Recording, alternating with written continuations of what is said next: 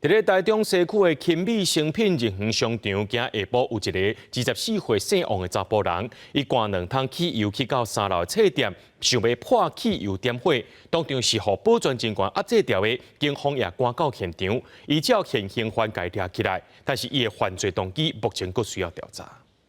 不好意思，3楼暂不开放哦，不好意思。保护人员紧急封锁电楼梯，禁止民众去3楼。现场闻到的拢是汽油的味。台中市西区勤美诚品日园商场的3楼，伫17下晡的2点50是传出有人破汽油想要放火，互伫遐世界民众真惊吓。就是在成品这一楼啊，所以我们赶快下来，我怕烧起来。很怕哈，对啊，很重的汽油味，对不对？消防局他们都来了。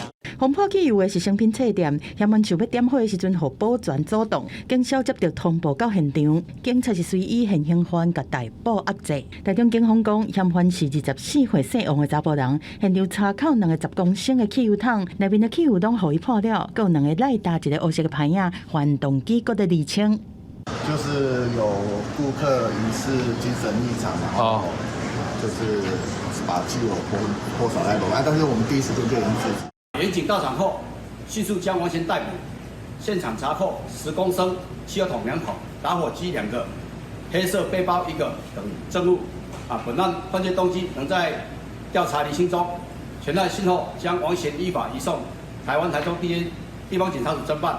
诚品册店讲，因伫第一时间就疏散人客，并无人员伤亡也是财损，后壁会全力配合警方来侦办。警方先后甲姓王的查甫人，接涉犯刑法公共危险罪，移送台中地检署侦办。记者综合报道。